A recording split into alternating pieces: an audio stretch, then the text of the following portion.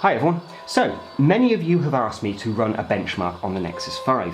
Now, as I've said previously, benchmarks are not worth the digital bits that we use to convey that information to you. They are far too easy to cheat. Not that I'm saying Google or LG have cheated, or could cheat, or would want to cheat, but Samsung have in the past been caught red-handed doing this, effectively clocking the processor, clocking the GPU higher when it sees a benchmark.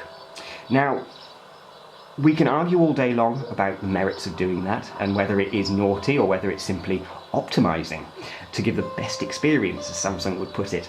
But in my opinion, benchmarks, we just can't trust them. That said, Epic Citadel is a reasonably good way of really stressing a device and getting a final score. So many of you have asked for a benchmark that I'm going to run an Epic Citadel mark on it.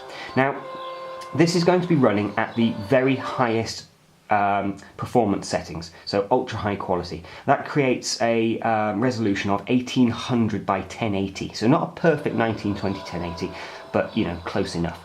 Also, it has all the cutting edge lighting effects, high resolution textures, and all of that going on. So let's benchmark.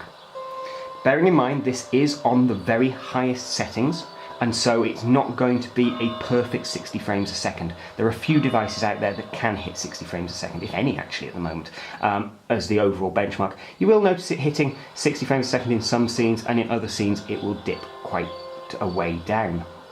But overall, one of the things that really impressed me with this particular benchmark, and I do run this one on all my devices just to get a bit of a feel and give the GPU a bit of a workout when I first get a device, but it's quite interesting how great Epic Citadel is looking on here, and actually how high the frame rate really is, even though we're on the ultra settings. You know, anything above around 30 frames a second is very good for something that is this beautiful to look at, with such high resolution textures, complex models, and so on. If you've got a game running at 60 frames a second, that is the sweet spot. Anything above 30 frames a second, and it's usually playable, you know? So we don't worry too much about that. Anything under 30 frames a second, and you're gonna start feeling it being a bit laggy and janky, really. One interesting thing to note is that most, well, all Nexus and Android devices won't actually go above 60 frames a second. There is effectively a V-Sync lock applied. You will see it kind of suddenly shoot to 100 frames a second. I don't believe that's actually what it's doing. The devices aren't capable of that in order to protect against screen tear, as the frame rate may dip up and down above 100 frames a second, above 60 frames a second. So there's a V-Sync lock in effect, so it can go under 60 frames but never over.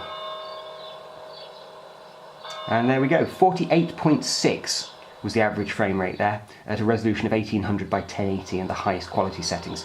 So, I mean, like I say, that is really stressing the GPU as hard as it possibly can, and it's still coming back with a phenomenal benchmark and frame rate at the end of the day. But like I say, benchmarks, we can't really rely on them. So it's an interesting guide. It certainly places this as being one of the fastest devices out there, and certainly it looks fantastic running Ultra on Epic Citadel.